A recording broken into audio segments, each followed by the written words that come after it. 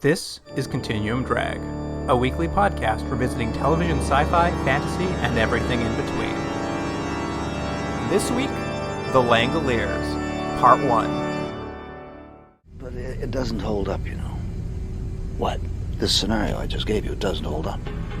But you just said. What I said was, if it were just this plane, I could give you a scenario. But unfortunately, it's not just this plane.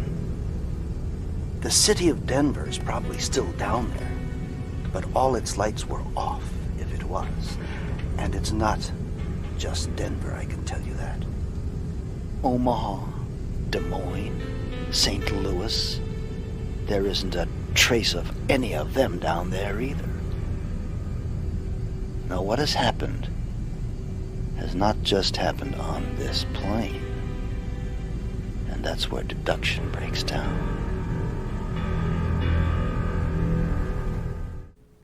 Welcome to a Halloween Continuum Drag, the podcast that terrorizes you at 20,000 feet. I'm Spooky Lukey, here with my co-host, 40 Whacks with an Axe. It's Lizzie Jordan. What's real, Jordan? Lizzie? Oh, I get it. That's not bad. At first I was like, Lizzie Jordan. Lizzie Borden, 40 Whacks with an Axe. Hey, I got it. Well, what's Jane's name? Yeah, I need a spooky name.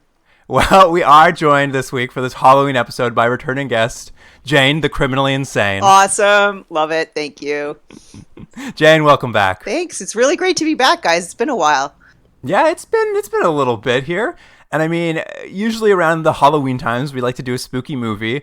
And this year, we're doing one that you have been requesting probably since we started this podcast. Yep, I believe that's correct, is that as soon as I visited the podcast the first time, I started harassing you guys to do this show, which I literally hadn't seen since I was a kid, but was I just had so many memories of being obsessed with the idea of this show. And I can't really explain enough how much it affected me as a kid when I watched it. But anyway, we'll go into it. We'll get into it, I guess. The show is, or the TV movie is, I guess it's a miniseries, The Langoliers, 2 parts. We're watching part 1 today, part 2 next week. And of course, if you don't know, Langoliers is from the deranged mind of Stephen King. Is that how they advertise it? I don't know. That's how I'm advertising it.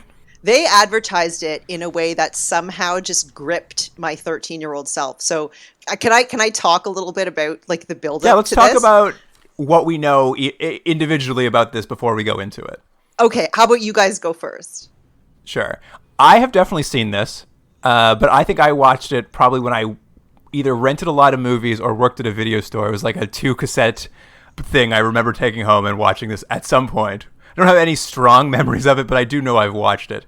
And I'm pretty sure I've also read the novella. Jordan? All I know about this is Jane kept saying we had to watch it, and at one point I had watched maybe 5-10 minutes of this and said, this is the worst thing I've seen, and I turned it off and then never went back, and I'm the reason we haven't watched it till now. I know, because I kept asking, and Luke was like, I'm okay with it, but Jordan really doesn't want to watch it. So the thing about the Langoliers is that they somehow managed to create an anticipation campaign around the airing of this that just hooked me as a kid. Or as like a young teen, I guess, because I was at this age where I was obsessed with television. I was watching as much TV as I could get my hands on. I was watching a ton of sci-fi. I was obsessed with the X-Files. I think it was still right around the same time where they had like rebooted The Outer Limits, and they were, there was this huge explosion of science fiction on TV. And I think this was it was ABC that aired this. Is that right? That's correct. Yeah. So there were these commercials for the airing of the show that somehow, like, I looked them up on YouTube recently because we were going to be doing this, and they were doing this countdown. They're so cheesy. They're terrible, terrible commercials. You can find them on YouTube. Countdown, 3 days left until the most terrifying, thing ever, whatever. And I don't know what it was, but I was so excited for it. I remember I wrote it down in like my little agenda, like my little school book agenda of the day that it was airing, and I taped it.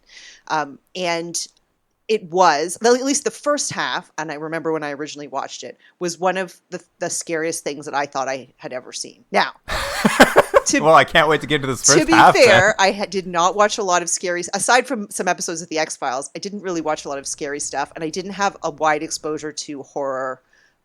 Your stories. palates were being refined. They were, and this was definitely kind of my first ever experience with an empty world story, which I think has a lot to do with why I found it so terrifying. An empty world is always fairly evocative to the mind, I suppose. Well, it is and it isn't. I mean, it isn't now. Like, it's kind of boring now, and it just sort of feels cheap whenever... I feel that way whenever I see a story that's an empty world story. I'm just like, oh, they just didn't pay for extras and, shot at night. Luke, you just love people with disabilities that also have magical powers, right? I mean, that's a Stephen King I know, isn't it? It's so funny. You're just like, well, I know who wrote this. Yeah. He has some tropes he loves to do. Mm-hmm. But anyway, that's why I was like, and I had not seen this since probably it originally aired, and I taped it and maybe rewatched it a couple of times. So I really didn't know what to expect when I kept insisting to you guys that we watch this. All I remembered was that I thought it was scary and awesome. And so like when a 13-year-old Jane had been freaked out. When Jordan kept saying it was terrible, I was like, Shaw, Jordan, that can't be right. You're just a grumpy old man. Yeah, well, part of that's true. Both can be true. But anyway, all of this is to say, perhaps I should apologize, fans. That's all right. I think it's going to be fun to talk about. I actually think you might come down, but I think I've come up a little bit. I think we might have similar feelings now. Oh, good. Okay, so we'll you guys are Benjamin buttoning. Mm-hmm. You're going to meet in the middle. That's right. Okay, cool. So that's my backstory of the Langoliers. That's great. Yeah. That's great. It's funny. I did end up watching a few. When I'm trying to find this on YouTube, there are all kinds of Entertainment Now specials, or like what's coming up this week on ABC, that's on like the local news, where they'll have like behind the scenes interviews with all the cast being like, you're not going to believe this movie. Well, it was a big push. They did a huge press push for this, which I guess they probably did for a lot of their TV movies, because but you can see it, and we can talk about it as it comes. They actually did put a lot of money into this for a TV movie, so I think that's probably why they pushed it so hard. Well, let me get into a little bit of background for everybody. This premiered May 14th to May 15th in 1995 on ABC. It was written and directed by Tom Holland, Spider-Man himself, 1 year before he was born. Right. What else did this director do? Do you know? I do, actually. He was the writer of Psycho 2, and then he'd go on to write and direct Child's Play and Fright Night. Yeah, he Wow. was a legit horror guy. And so ABC was probably like, this is awesome. We have this great horror director that's going to come and do our movie. Yeah, I actually was just like, oh, this guy must have seemed like a real get, because I assumed this would be directed by, and I don't know if you guys will know this name, but Mick Jarvis, who seemed to do all of Stephen King's TV adaptations. Oh. He did like the Shining version on the TV. He's done a whole bunch of TV stuff. And like, whenever I think of a Stephen King TV movie, like I do think of like just like a really low to middling quality adaptation, which for some reason was very popular in like that 90s period where everyone's just like, you know what would work well on TV? Stephen King novels? Well, there are just so many. Yeah. I guess this probably isn't true for television, but he always has his list of like things he'll sell for $1 to like film students or young people. But he's not known to charge a great deal for his rights, I think, generally speaking, or at least didn't at the time, because he just has hundreds of properties. So I think that was also part of it. People were just like, oh, we'll just do a Stephen King. There's so many. I don't think he cares about the quality of what is made. He's just like, yeah, sure, go for it. I don't care. Yeah, because it doesn't affect his reputation at all. No. It's just free money for Stephen King. Jordan, and this is maybe just for you here, but there's also a Continuum Drag All-Star involved in this. Is there? The producer, David R. Capps, Okay. he produced the Dune miniseries as well. Oh, so a few years later. Yeah. This guy was really into adapting books into TV movies. That's his thing. So quality. And of course, as I like to do, what was going on Earth when this show was out, Jordan? In 1995. On May 14th, the day that this particular show we're going to watch, this first half premiered, the Dalai Lama proclaimed a 6-year-old boy the reincarnation of the Panchen Lama, which is the second in command to the Dalai Lama. Isn't he currently held captive somewhere? Am I wrong? He's in, I used to say isolation. It's not isolation. Exile. The Dalai Lama or the Panchen Lama? The Panchen. You're almost right, because what I read is 2 or 3 days after he proclaimed this 6-year-old was the reincarnation, China kidnapped him and disappeared him, and he's never been seen since. Okay, so I was right. Oh, I didn't. He's know not that. in exile. He's gone. He's been reassigned. That's right. Yeah, he's been reassigned. I was like, whoa, what a grim fate for that 6-year-old. Who knows? Maybe he's doing well. Yeah, it seems likely. Is this all that was happening in the world? There's got to be something else, Luke. No, that was the only thing of note for these 2 days. Really? Jeez. I was going to say, Luke, we have a lot of Chinese money coming into this podcast, so maybe just be positive about it. I wish we had a lot of money coming to this podcast. So it was a very tame time in the world. Not a lot was going on. Everyone was just kind of happy. According to Luke, nothing was happening in the world at this time. They were just watching TV, consuming things. Wait, what year is it? 1995? We were hacky-sacking. We were taking those wristband things and slapping those on our wrist. We're like boogieing with Bill Clinton. Is that what yeah, we're we were doing? boogieing with Bill Clinton. Yeah, All yeah. right, all right. You guys love that period of time, huh? You know what? It was good. It was good. Nothing bad happened. And, there was a lot of really good television. So You wanted to watch Langoliers, you just pop your VC back in the VCR, watch it again a couple times, get the tracking just right. It was perfect. We also have 2 series that the Continuum Drag team here has watched that were on during Langoliers. Jordan, can you guess? Was Tech War on? Absolutely, Tech War. And the other one would be... What else? Oh, Space Rangers? Close. Earth 2. Earth 2. Wow, Earth 2 was 95. Yeah. It's running in contemporaneously with Tech War. Tech War looks really bad comparatively, huh? Yeah, it definitely does. All right, let's get into it, guys. Here's the IMDb summary for The Langoliers, Part 1. Most of the passengers on an airplane disappear, and the remainder land the plane at a mysteriously barren airport. And that was courtesy of Crow_Steve. Hold on. It's Crow_Steve. So you think his real name is Steve Crow? A good question. That's a kind of a cool name. When you go into witness protection, you can take Steve Crow. It sounds like an ABC TV show about a doctor or something, but they'd call it Crow. Anyways, moving on.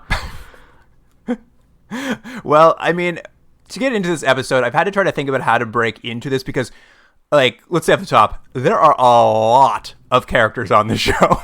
It's very, very sort of basically written like, set up this character, set up that character. They're all arriving at the airport independently, having their own little setup moments, which is very dull. But what I like about it is for the viewer, later on, maybe 10, 15 minutes, maybe it's even longer, 20 minutes down the line, we have a scene where they all just sit around together and they all introduce each other. So in case you haven't caught who they are like, hey, by the way, I'm Susie, I'm Johnny, whatever. There are so many repetitive things in this script where people say the same thing over and over or discover something that we as viewers have already known for the last 20 minutes. It's really frustrating. In the spirit of that later scene where everyone sits down and introduces themselves properly, what I'm going to do is I'm going to work our way through a little bit of the first act before we break out into just talking about this litany of characters, because Lord knows when you adapt a book into a TV show, you don't want to lose a single thing that was in that book. You make an interesting point, though, Luke, because as a viewer, and maybe it's not entirely fair in 2020 watching something from 1995 to make the criticism, but as soon as you start watching it, you think, there's too many characters here. You could blend 2 of these characters together. It's not like they're so three-dimensional and so interesting that you couldn't put 2 of these together. It almost becomes a hindrance in terms of the weight, because you're like, well, we each got to give each of these 45 characters a scene. Well, let's start off. It begins at LAX, and this is a very pre-9/11 airport. People are just wandering through security, walking their friends to gates to catch their flights. Nobody seems to care at all. Great time to live. Yeah, unless you were that Dalai Lama's thing. Yeah, unless you were yeah, exactly. We're going to follow the flight, American Pride Flight 29, destined for Boston. It's taken off from LAX. It's got to fly through, unfortunately, some unusually occurring aurora borealis along the way. Ooh. And what kind of happens here is we'll see a few of the characters board. The plane takes off, and shortly after takeoff, all of our lead characters kind of drift off to nap time. Well, it is a red eye, so let's be fair. It's reasonable for people to be sleeping. Let's have a little nap. Yeah. And this is kind of where the show really gets going. Is this plane takes off, we find out it's going to fly through this unusual weather occurrence, and they're going to have to now band together as they wake up to discover the mystery that's happening. So let's introduce these characters now that we kind of know how they're getting to where they're going to get to. These people are going to wake up stranded together. There's Captain Brian Angle, played by David Morris. Mm-hmm. Love David Morris. He is not the pilot of this plane, but he had just landed in LA, I guess, flying a different plane. And there's this weird thing where he's just like, wow, that pressure leak that we had landing, we almost all turned into human pate. And I was just like, wait, what happened? But they never go back to it. I think I was wondering about that too. I was wondering if it would come back up again later. I only watched the first half, so maybe it comes back in the second half. But because it wasn't in the first half, I thought, oh, maybe they're just trying to illustrate that he's an experienced pilot and that he knows. He knows how to get you out of a dangerous situation. And of course, upon landing in LA, he's informed that his ex-wife has died in a fire and he must head out to Boston to, I don't know, I guess deal with her estate. He doesn't seem that broken up about his ex-wife. He sort of seems like disturbed for a moment, and then the guy who told him is like, "Are you okay, sir?" And he's like, "Yes, I'm fine." And then he's just a stoic, though. It's not his fault. I was trying to figure out how he felt about his ex-wife. Like, that would be sort of an opportunity for us to find out in an sort of interesting way what his situation is. Like, did he divorce his ex-wife? Did she divorce him? Was he still in love with her? Obviously, there's no child because he didn't seem concerned at all for a kid. But, like, there was no information. This is what is sort of a constant issue with this show, is that in both the writing and the direction, there's nothing that goes below the surface, even though there's opportunities to be like, oh, what can we learn about this guy, David Morse?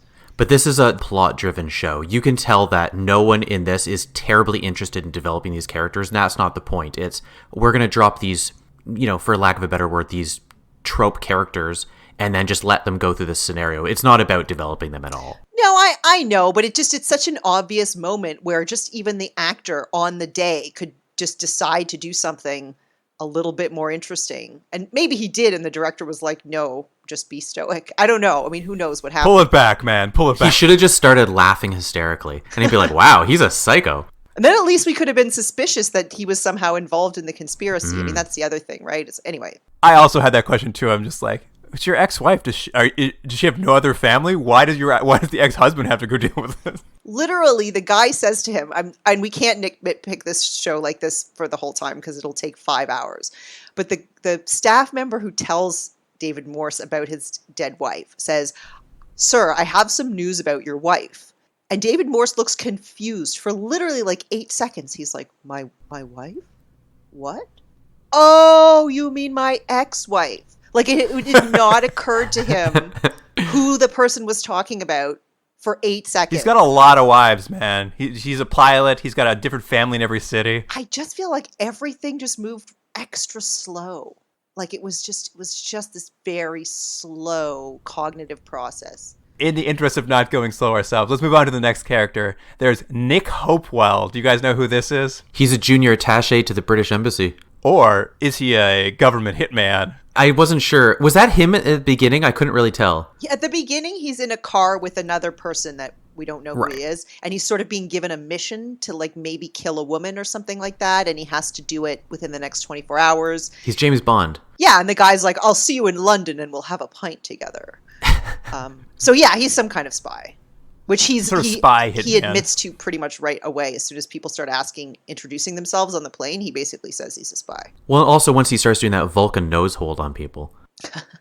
I mean, that's his other character trait, is unusually for these kind of shows, the tough guy hitman, huge science fiction fan. We got to get him on the show, man.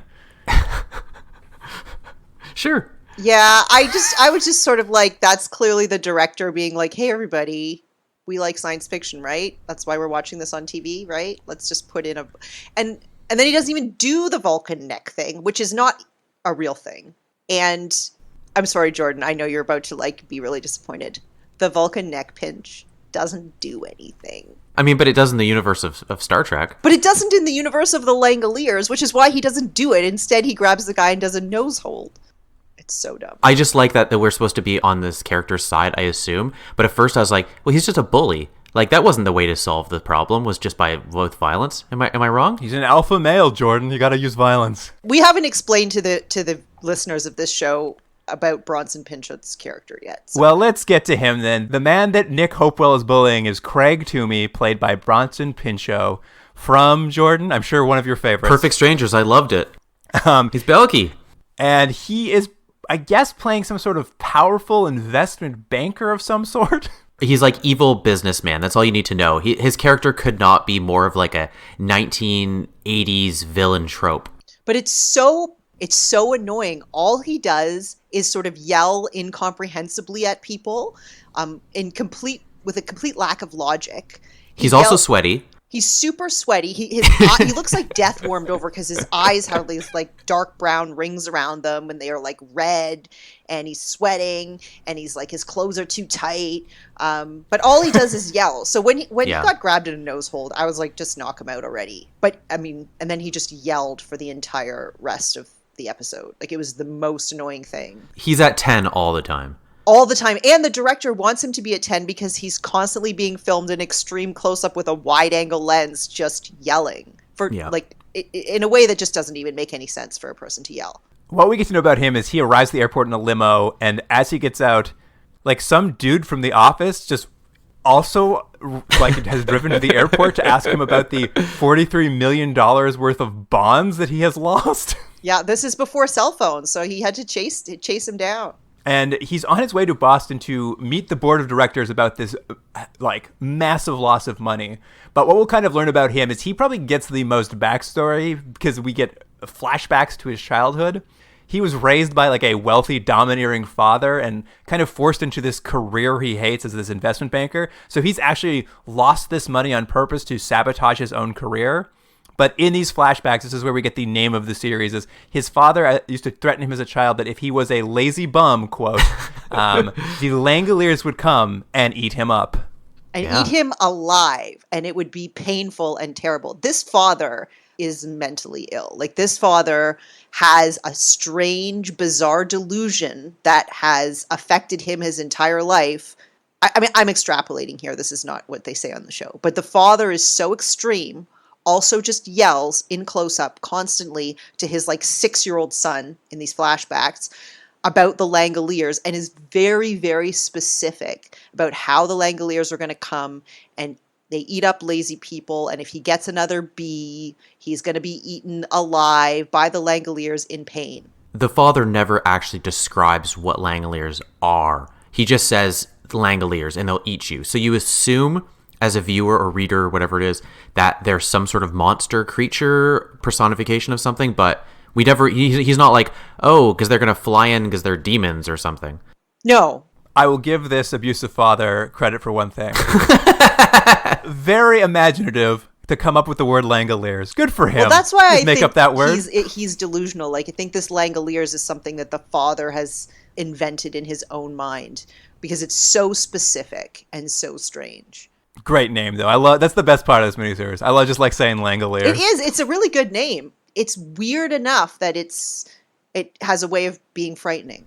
Also, to give the abusive father credit, it does seem to work. I mean, he does become a businessman, which he wanted. I'm not saying that's true. It's not a good way, but I'm just saying it was an effective method. It was. He did force him into a career he hated. Yeah, that's what he wanted, and it worked. Yeah. But in addition to this Craig Toomey character being a high-pressure, sort of angry businessman, he also is in the process of undergoing some kind of nervous breakdown, clearly, which has begun prior to this whole incident. I think that's fair. He's on his way to commit career suicide. He's on his way to commit career suicide, and so he waffles between, like, stoicism and intensity.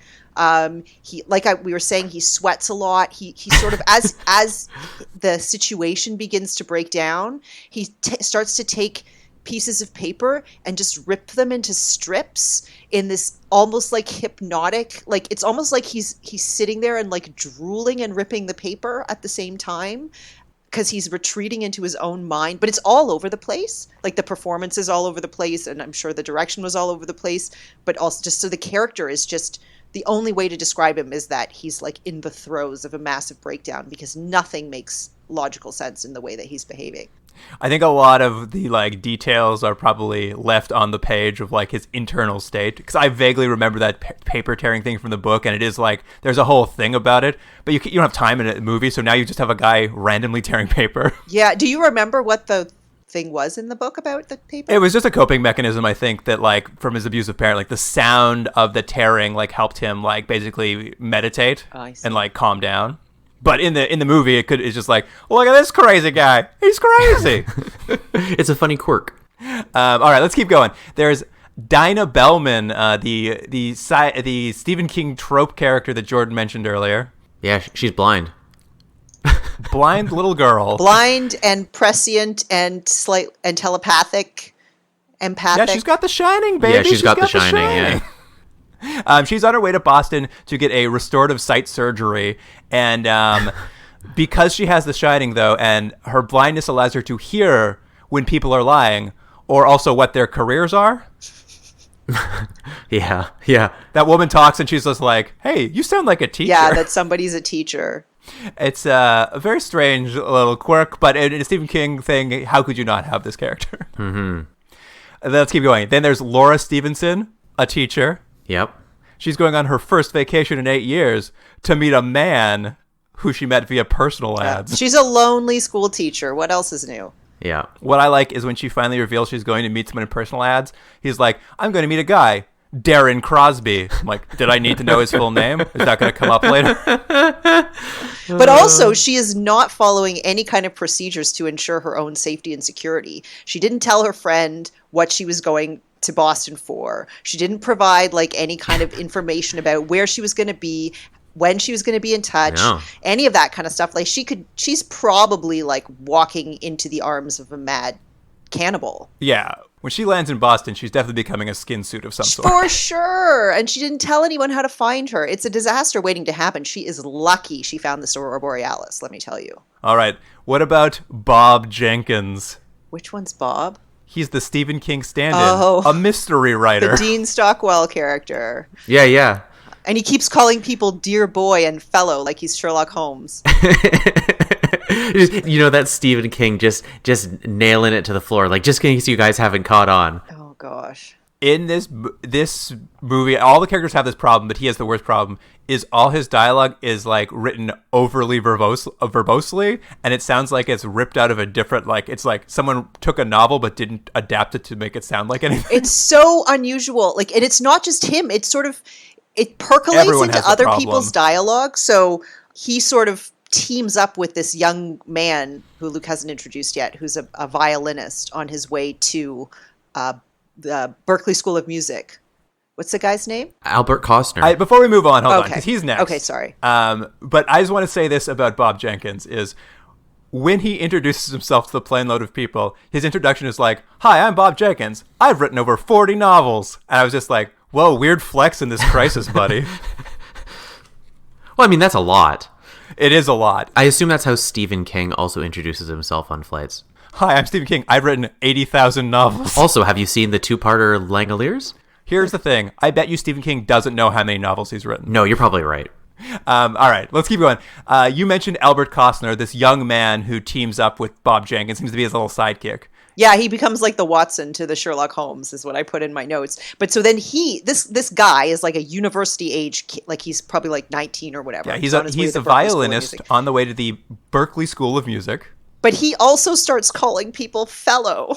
Like within about 20 minutes of this show starting, he starts referring to other people as fellows as well. It just because he's been hanging out with Sherlock Holmes. Can I mention one thing about Albert? The costume designer really nailed it, because just so you know that he's into music, he's wearing a shirt that says Beethoven on it. I was like, oh, he must be into classical music. Well done, everyone. The costume designer nailed a lot of things, which I'm sure we'll also get to when we introduce one of the next characters. What I liked about Albert Costner is everyone speaks to him and treats him like he is a child, and he's clearly a 30-year-old man. They're like, at some point someone's like, "Hey kid, go check the window," and I'm like, dude, that guy is like 32. All right, let's keep going. There's a man named Don Gaffney who he claims to be a tool and die worker for aircraft and is on his way to Boston to meet his first granddaughter. Do either of you remember even who that is? I know what he looks Yeah. like, and I know he's a character actor that's been in a bunch of stuff. Okay, he is probably the second least used character, or possibly the first least used. He could be out of this movie. I would argue Rudy is the least used character. Which one's Rudy? I'll get to him. He's always hungry. That's all you need to know. All right, fine. We'll talk about Rudy now, Jordan. Rudy's the director. Rudy Warwick is my favorite character, actually. But I like that they all introduce himself, and he's basically, they're like, I'm a teacher, I'm a musician, I'm a writer. He's like, I'm hungry. Well, that's not even true, Jordan. You know why? Why? Because Rudy is asleep in first class for the majority of the movie. Nobody wakes him up. That's true. He wakes up well after introductions are made. So he just wakes up and he's like, hey, everybody. So you see a stewardess? I'm kind of hungry. And then the rest of the movie. Oh, that guy. Sorry, there's another character that the director plays in this two-parter, and I thought it was him, but it is not. It is not him. Okay, No, this guy is just a man in first class who is very hungry and was my favorite character because anytime they talk to him, he's just like, gotta get a bite to eat, you guys. He's not concerned about the circumstances in the slightest. He's just kind of hungry. But he did make a point later on that people will think better and plan better if they're not feeling hungry, which is very true. And in fact, when you're in a life-threatening situation, identifying sources of food and water is probably a really good first step. So I wouldn't say he's entirely out to lunch, this guy. That's why he's my favorite character. He just wants to eat and he knows what he's talking about. Yeah. All right, let's jump back a little bit because we missed one character before we wrap this up. One of the maybe slightly more robust characters, Bethany Sims. Yeah. I call her a troubled teen with capital T. All my notes, I just referred to her as four non-blondes because that's how she was dressed. That's a reference. This is another example of like prime costume design, which I love, because basically her backstory is that she's a troubled teen and she's worried about arriving in Boston because although she's supposed to visit her aunt, she suspects that she's actually going to be like taken into a rehab center when she arrives. Yeah, because as she says, she just takes all the booze and drugs she can get. Right. Although she doesn't really seem to be jonesing No. for anything for the entire time. So she's clearly not, unless there's all kinds of stuff that we're not seeing. I think they probably just couldn't put on TV. But like, where is her drug and alcohol dependency during the like 12 hours that we are watching her in this situation? Where is her anxiety about not being able to acquire or, replenish any kind of stash that she might have with her or that she's expecting to find? Like, she's clearly does not need to go to rehab. Her main problem seems to be that she has multiple piercings. Yeah, and dresses, quote unquote, like urban. Yeah, this is she and many of these other characters are just prime examples of just like you could have just jammed some of these characters together because we basically just get these single character traits but have no bearing on it. Like, does her drug addiction matter? Apparently not. Like, it doesn't affect the plot in any way. The only thing that matters is that she smokes cigarettes, which affects the plot. Which anybody could smoke. Of course. It's But 1995. it has to be the troubled teen. She's also about 35, though, right?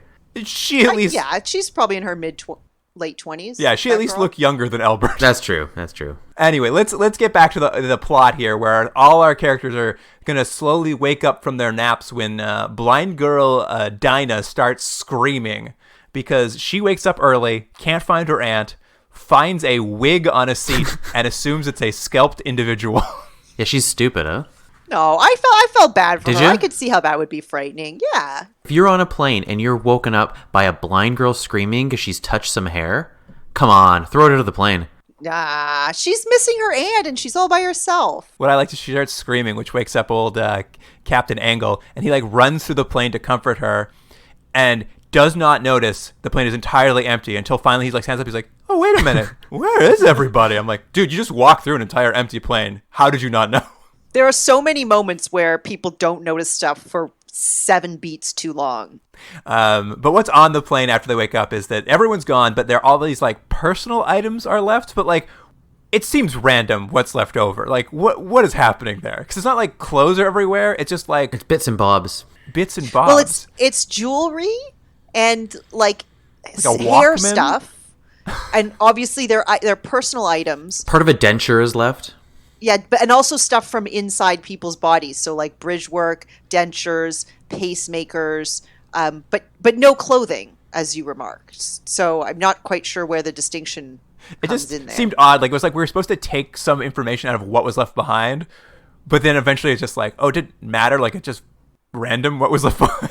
I really do think the point was just to be like, oh, isn't that weird? And with never having the expectation that they're going to answer it. It's just like, that's odd. What an odd scenario. It's true. And what I like about all these characters as they wake up and find this, plane in midair, no one's piloting it, everyone's gone. Everyone other than Toomey, who is like a basket case, everyone else is just like super cash about the whole situation. Well, they all just assume, which is quite a big assumption to make. They assume that the plane landed, everybody got off, then the plane took off again, and they're still flying, and that they just somehow got left because they were sleeping. That's true. That's one of the things that novelist Bob Jenkins kind of does in this pilot is he's perpetually, because he's an imaginative author, he's perpetually like coming up with scenarios that might have happened. And this is a scene where he takes that young Albert kid aside and he's just like, Albert, think about this conspiracy with me, dear boy. Imagine, if you will, that we are lab rats in a government experiment where they've put us on a plane to see what we will do. And then, like, he starts freaking Albert out. He's just like...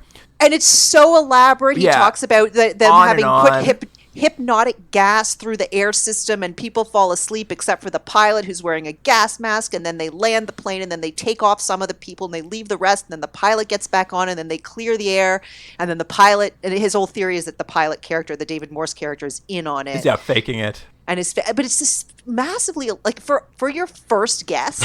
of what like you wake up, there's this weird situation, you're like, okay, what could have happened? This is his first guess. Here's the best part about it too, is he's telling this all to Albert. He's freaking Albert out. Albert's now scared of the pilot who's on this plane, and then when he gets to the end of this theory, he's like, well, my dear boy, it's wrong, my theory. It doesn't make any sense. And I'm just like, well, why did you spend 10 minutes telling this kid this theory then? Yeah, he's constantly saying stuff that is basically just designed, I think it's designed to like build tension, but then not be fulfilled. So he'll create an elaborate theory and then be like, but that's wrong. Or someone else will say something and he'll be like, you're entirely wrong, ma'am. But then not explain why or what he meant or what she's wrong about. I really liked him gaslighting this Albert kid for 10 minutes, freaking him out, and he'd be like, but it's not that kid, don't worry. I'm like, why did you do that? Captain Angle, though, does finally get into the cockpit. He takes over flying the plane, and of course they discover there's nobody answering radio broadcasts, or as he'll say, that dog won't bark. Is that what he said? Yeah, he's got a lot of down-home phrases he says when he has to, like, answer questions. He's like, is anyone on the radio? That dog won't bark, my friend. I like that. There's a lot of, actually, there was this one sequence where they're in the cockpit where the pilot is trying to hail all sorts of different communications arrays. Like he's trying different airports, he's trying different military channels, he's trying various types of navigation like centers and beacons that are all over the place. And that was actually pretty interesting. There's quite a bit of stuff in this early part of the show that's, I don't know quite what to call it, but I sort of like called it like procedural porn. Yeah, well that's 100% it. That's his thing. He's very procedural off the top. Yeah, and it's very much like what would happen. And the thing that I just want to, it's a little bit of an aside, but I was thinking about this a lot while I was watching this. So I worked on a documentary a few years ago that was based around like 9/11 and all of the planes having to land in Newfoundland, which is like the Come From Away story that people are kind of familiar with now because of the musical. But the angle of the documentary was about the air traffic controllers in this tiny airport in Gander, Newfoundland, and it also was about the pilots and the passengers that were on these planes. And it was mainly about their actual process of like from when they were flying and they found out that they couldn't go to the destination that they had planned, whether they were a transatlantic flight or whatever, and then the process of getting them to landing. So it was basically all about this exact type of anticipation that is in the Langoliers, which is something has happened and we don't know what it is. Because even the pilots weren't told. Like they were told that there was a national emergency, that airspace was closed, and that they were going to have to land in Canada. And that was it. They didn't know if there was a nuclear explosion. They didn't know if there had been some kind of radiation incident. Like nobody had any idea until they actually landed and were able to get more information. So this whole sequence that's happening where they're trying to hail all of these different like NORAD like command centers and stuff reminds me a lot of actually this story and the kind of fear that these folks are feeling in the cockpit where they're as they're deciding that they're going to land and they don't know what's going to be below the clouds. Like they don't know what they're going to see when they go below the cloud cover and actually are able to see land. Like, they don't know if it's going to be devastated by a nuclear holocaust. They don't know if there's going to be anything left. It actually felt like kind of real, because I was like, oh, I saw this I did this documentary, and this is actually how these people felt, is they didn't know if they were going to land and find out that like the United States was half irradiated. Anyway, I just wanted to kind of throw that out there. And like, I know this is a cheesy, like pre 9/11 flight story, but I think there's some stuff in there that actually I will say relevant. that what I noticed, I mean, I will disagree that it was all that tense, but I will say it did feel like that someone did way too much research on how planes work, because there are long sequences where we watch him like flip switches, and like it seems authentic to me. Like, I definitely feel like someone spent a lot of time being like, how would this happen? Let's write it all down. Even up to like, how do you land a plane? Like, we watch him go through the procedure for quite some time. So I do feel like that procedural element was heavily researched. It was, and I think somebody really liked it, even to the point of when they do land, of like letting down the emergency slide.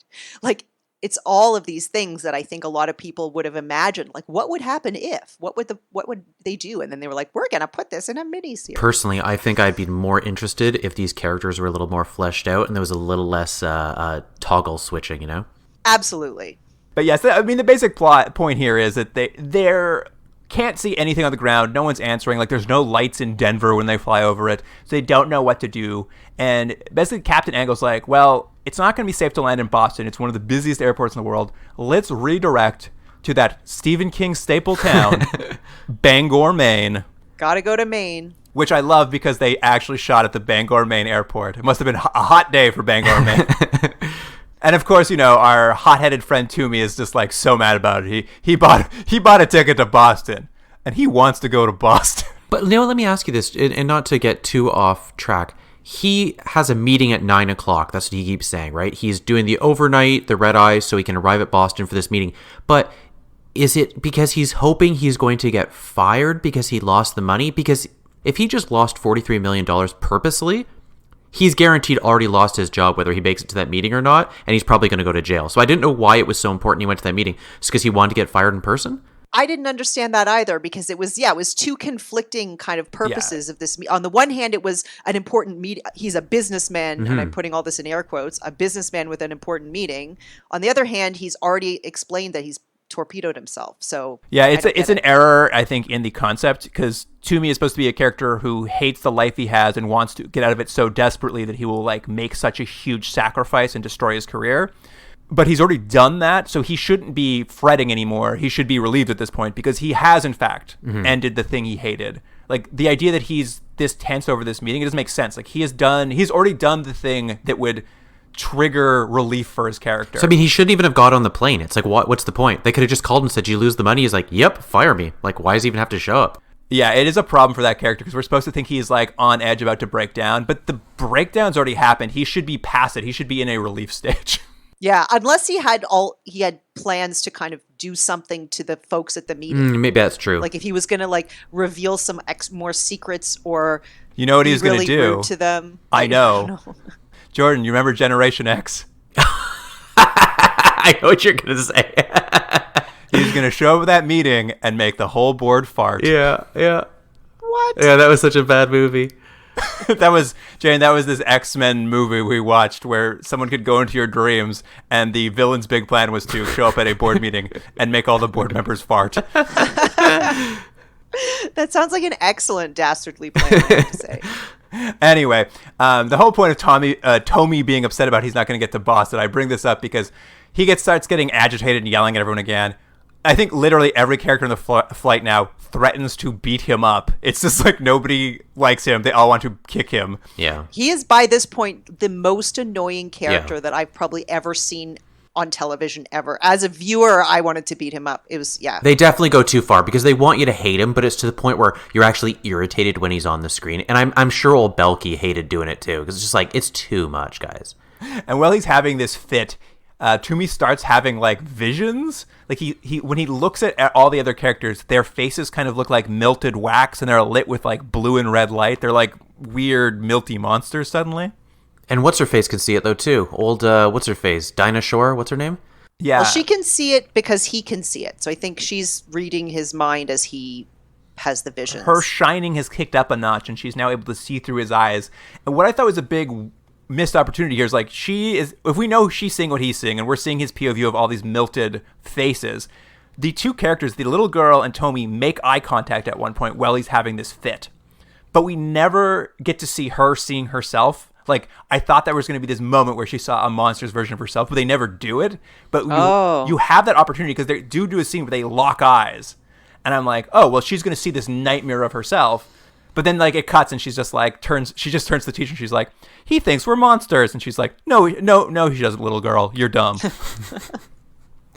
But yeah, like, this is where he starts ripping paper, trying to keep himself calm. And we're supposed to think Tommy has is he having visions of something more important, or is this just like some indication he's having a breakdown? That's never clear to me.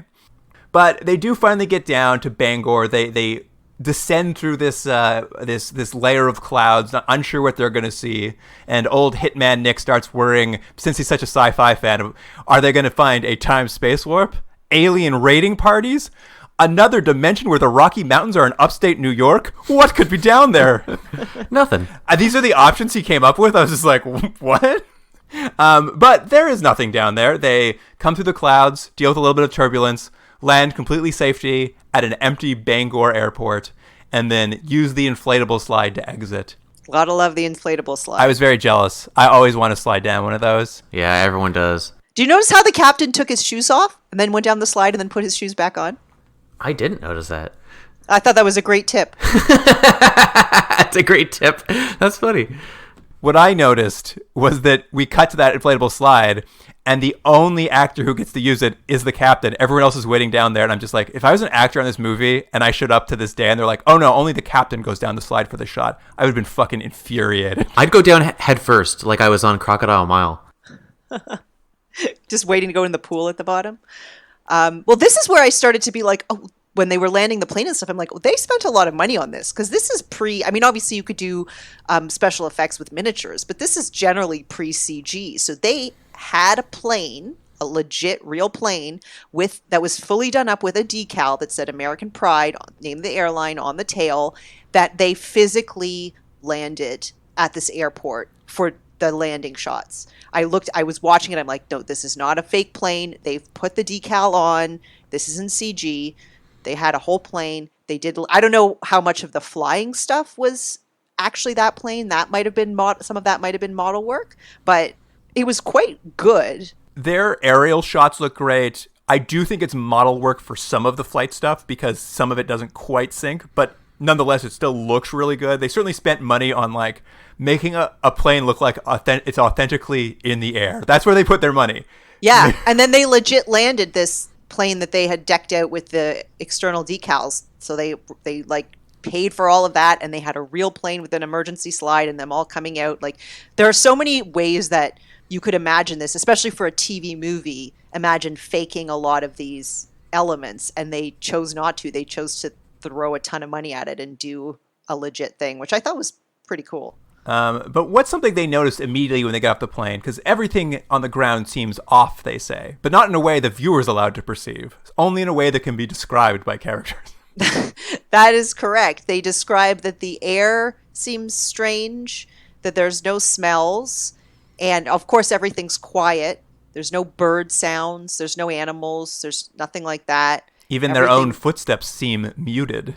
Muted. What did they say? This is where it was some really great writing. They said the footsteps sound weak, as if they have no strength. It's like, thanks for that awesome piece of writing, buddy. Like, this really was the craziest part to me. Is like so much money spent on this long plane sequence where we're given very authentic airline stuff happening, and then we get off the ground and you're just like describing what could be a place where you like build some crazy sound design to imply something's very off here. But no, like, let's just have the character tell you, oh, you can't hear it at home, but like it sounds weird here. Yeah. Or you know what's weird? We can't hear anything. Can you hear anything? No, you can't hear anything either. It's not your TV. It's just that there's nothing here. I'm like, come up with some cool ideas for some sound design for this weird empty world. Don't just like have characters be like, oh yeah, it's weird. Trust us. If you were here, you'd agree. Now, to be fair, later on, they do create some interesting sound design near the climax of the episode. Well, We don't get that we'll yet. debate that when we get they enter the airport via luggage conveyor belt. Again, a dream. Wow, how much fun would it be to climb through a luggage conveyor belt? These are the highest points for me. I want to slide down an airplane slide. Want to climb on a luggage conveyor belt. And they enter a very classical, boring regional airport. I had such nostalgia for this boring old airport. I used to fly into these all the time as a kid going to visit my grandparents. I'm just like, oh, I know what this is. You just have nowhere to go. There's one restaurant. It's amazing. Did you guys note what the restaurant cafe was called? No. No. Cloud Cafe. Really? I like that. It sounds Nice. very soothing. It sounds kind of sci-fi too. Yeah, Cloud Like Cafe. it sounds like a bit of a Total Recall kind of thing. All of the clocks inside of this airport have stopped at 4:07 a.m. And what that means to the plot of the movie is that they had been theorizing perhaps that because they were asleep, that's why nothing happened to them. But if that's true, everyone in Bangor, Maine should have been asleep. And where are they now? Well, not at the airport. That's Yeah, it's like, oh, the airport was just closed down. Oh, case closed. And of course, our blind girl, Dinah, because of her heightened senses from her blindness, she hears something in the distance. She hears a strange noise. And how does she describe that noise? Anyone?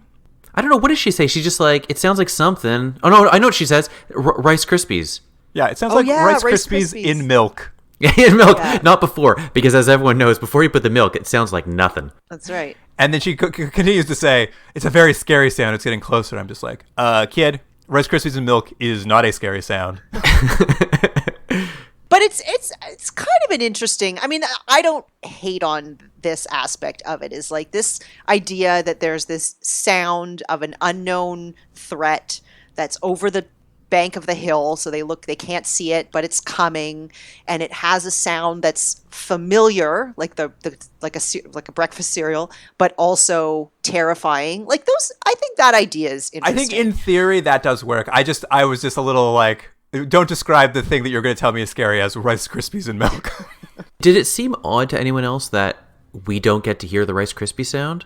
We do, But we do at the end. Do we? It's just static. It just sounds like static. Oh, so it doesn't sound like Rice Krispies. I disagree. I would not say that. I think it's actually it's a sound that's we'll get there. It's a sound that's now been overused, but at the time I think it was probably more interesting than it seems now. I honestly, it barely registered for me. Really? Yeah, I didn't really hear it. Oh, well, after all of the build up, I was waiting to hear the sound, and you hear it, and you guys need to rewatch the last 5 Yeah, minutes. maybe. Along the way, while they're exploring this airport, they lose crazy old Toomey. He wanders off to have some hallucinatory conversations with his dad, and of course, find a poorly secured gun somewhere.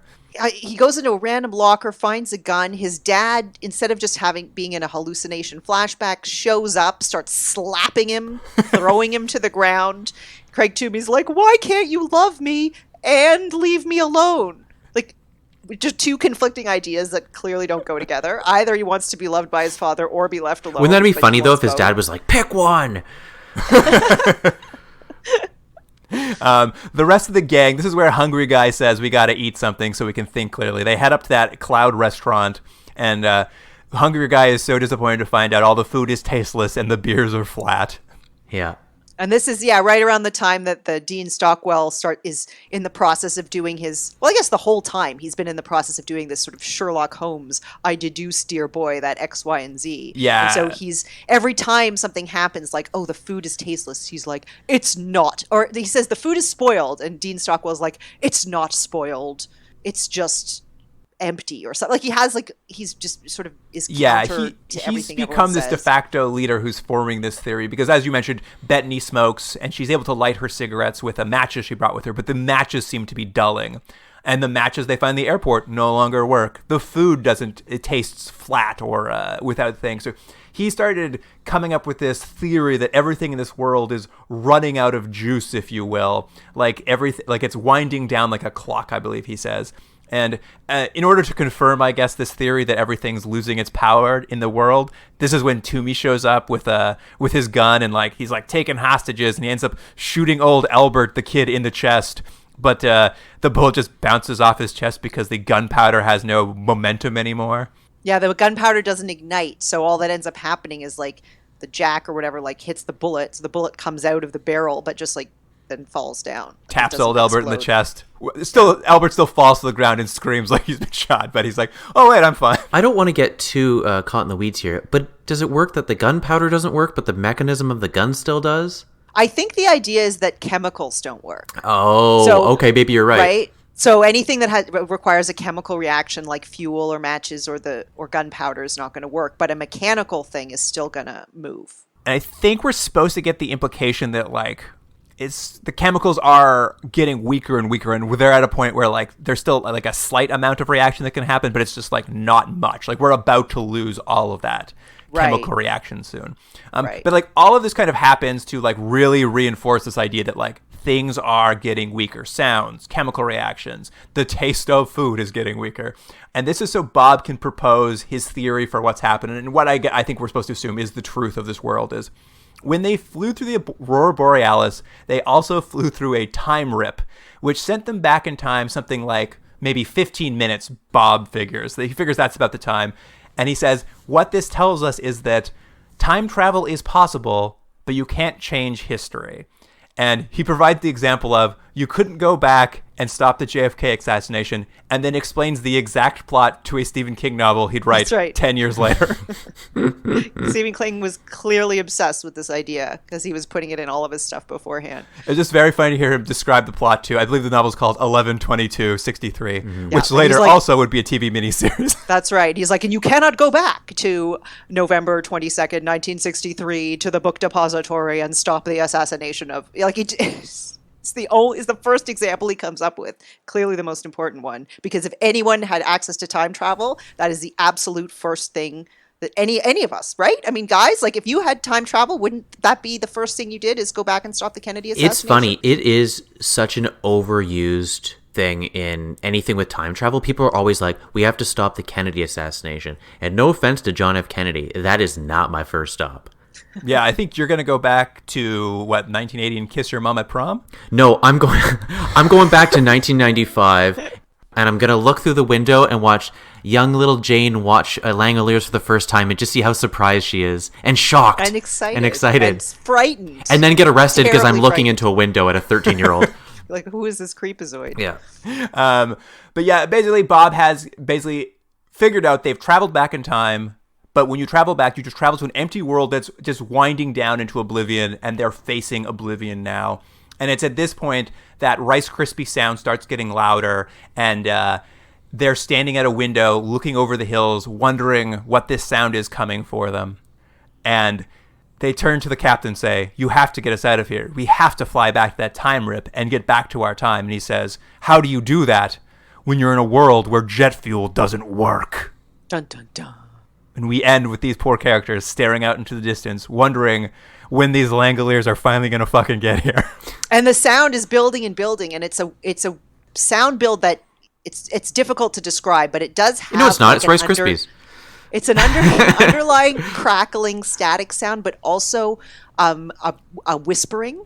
I guess there's Like, a it's bit of sort a whisper to it. There's a lot of whispering. There's like like that kind of thing, like overlapping sounds. So it feels organic.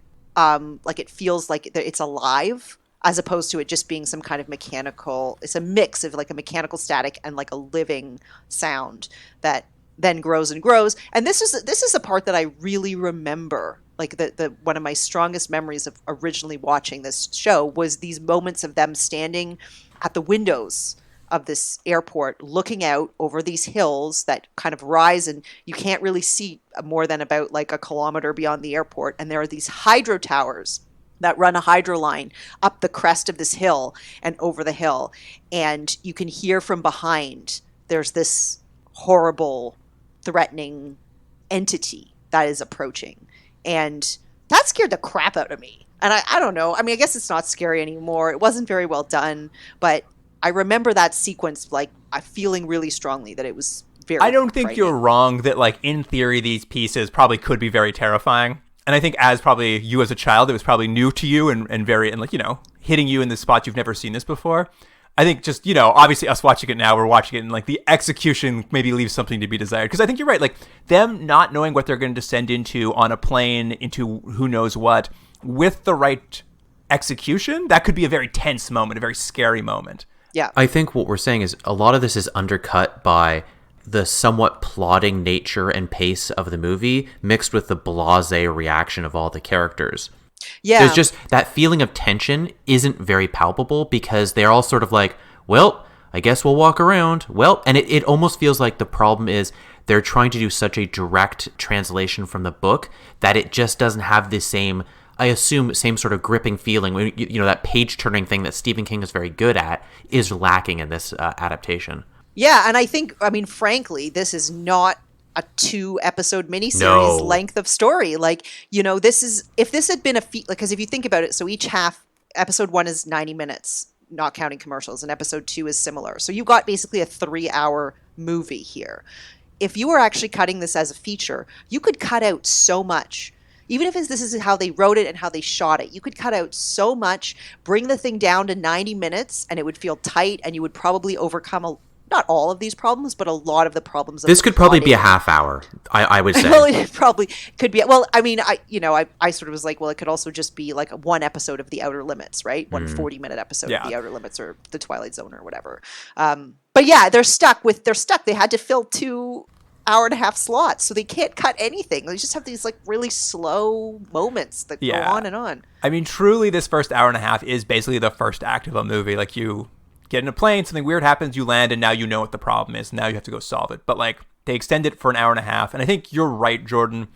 I think the key thing for the man who wrote and directed this is he wanted to make a very direct adaptation of that story, and I think that's what he aimed to do. So as a result, he's cut as little as he can out of it, but he hasn't filled in the rest. Like, he hasn't figured out how to make that tense or exciting. He's just like achieved the accomplishment of turning the entire story into a screenplay. I think the most successful adaptations of Stephen King are ones where they go off a little bit into their own direction and find the essence of the story or find what's interesting within, you know, a 900-page book. I know this is not that big, and I personally feel like the ones that are less successful are these sort of direct adaptations where they're like, well, we all have the dialogues already written and we know everything that happens, and it's like, but I don't know. He has really interesting premises, Stephen King, and I think that always makes it for an interesting idea of a movie, but it's very hard to have that same sort of page-turning feeling when you're making a direct adaptation like this. I think you have to just find the interesting characters or the interesting plot points, and this just is not that. No, and there are very few Stephen King adaptations that are actually any good at all. I would agree. You know, and there tend to be, the quality of the adaptation is inversely proportional to how close they went to the book. Because any adaptation that follows the stories, the closer they follow the stories, the worse it is. Well, I mean, every single a time. good example is, I don't know if either of you watched the TV movie The Shining with Steven Weber that, Luke, you mentioned in the beginning. I watched that, and I watched the the one Stephen King hates, the one that everyone knows, the Jack Nicholson, and they're not even comparable at all. Like, the Steven Weber one is, I think, like 3-4 hours long, and I'm sure it's much more like the book, but it is boring as anything. It just doesn't work. And what worked was what's his face? Stanley Cooper. What Stanley Cooper put together, which was take the essence, the idea, and like, if you don't feel dread watching The Shining, you feel that tension the entire movie, as opposed to this, you know? Yeah, we watched Dr. Sleep a little while ago that came, the sequel to The Shining as well. And that was a movie that followed the book and was too long and really cheap. And it had Ewan McGregor in it. Like, it wasn't a problem of actors. And it had some well-directed sequences, but it was just like the whole story of this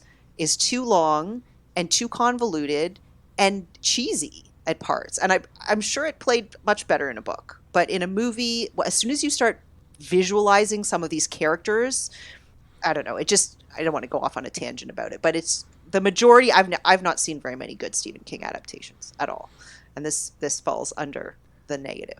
Well, on that thought, any final thoughts, or should we get into the ratings? Let's rate these, or rate this, I suppose. Jane, what do you want to give the first part of the Langoliers? I'm so torn because I had such a place in my heart for it, but it was really bad. But I like the concept. This is a tough one. I think I'm gonna give it a 5. A 5, all right. Yeah, I get it right in the middle with a 5. I'll go next, I guess. Why not? Listen, it's not a great TV movie by any means. It's very slow. It just moves along at its own pace. But weirdly, if you just want to like sit back and let its sleepy pace wash over you, I was just like, this is fine. I don't care. This is fine. I don't mind watching these people just meander around. And maybe it was just the mood I was in, but like, I just sat there and let it wash over me. Interesting idea being in this plane by yourself. I really was excited to get down to that empty airport because I just like, I know it's cheap, but I actually do like seeing an empty world. That still works for me. I'm going to also give it a 5. Nice.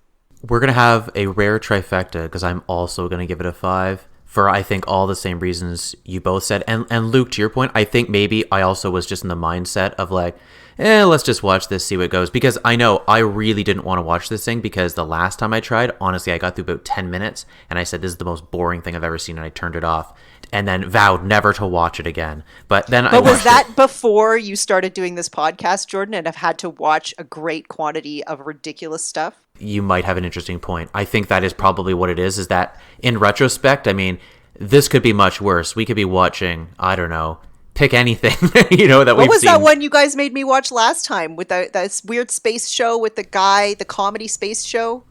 Quark? Yes, Quark. Luke loved Quark. That's not what the fans say. Everyone loved Quark. He was a garbage guy in space. What's not to love? What a concept. Oh my God. That show was like one of the most sexist things I've ever seen. So bad. At least this wasn't that. I think that's why it gets a 5. Well, I mean, I guess it's got that going for it. Having your characters so one-dimensional that they can't even come up with sexism.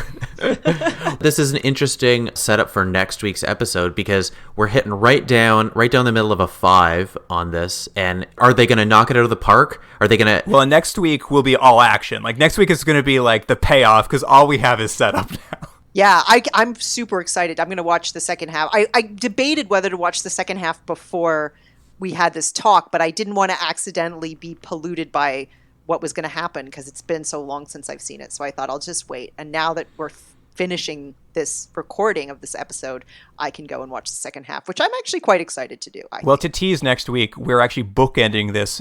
Jane, you're our guest this week. Next week, your husband Steve will return to finish this off, so he'll have seen both halves now. So That's right. it'll be interesting. Maybe at the end you can stick your head in and be like, "I loved it."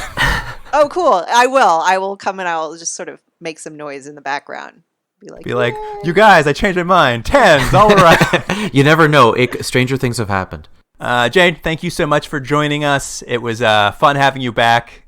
Thanks. It was great to be back. I'm still a big fan of the show. And I hope that one day we can go back to recording in person. But for now, This works for now, I suppose. That about wraps it up. So, listener, you can email us at continuumdrag@gmail.com if you saw this as a small child and were terrified just like Jane. And, of course, on Instagram and Twitter, we're going to have some clips from the show. I think we'll find some weird stuff, at least minorly for this. Certainly Toomey's visions. Probably Toomey's dad yelling at him. Mm-hmm. Yeah, some close-ups of Toomey sweating. Not too many, though. You don't want to turn people off. It's going to be Toomey heavy, I think. Very Toomey heavy. We're going to have to pay Gordon Pinchot royalties for this. Yeah, say what you will. He really went for it. It's true. He's working hard. That wraps it up for this week. Jordan, I'll see you next week. See you then. Bye, guys. Continuum Drag is recorded in Toronto, Ontario.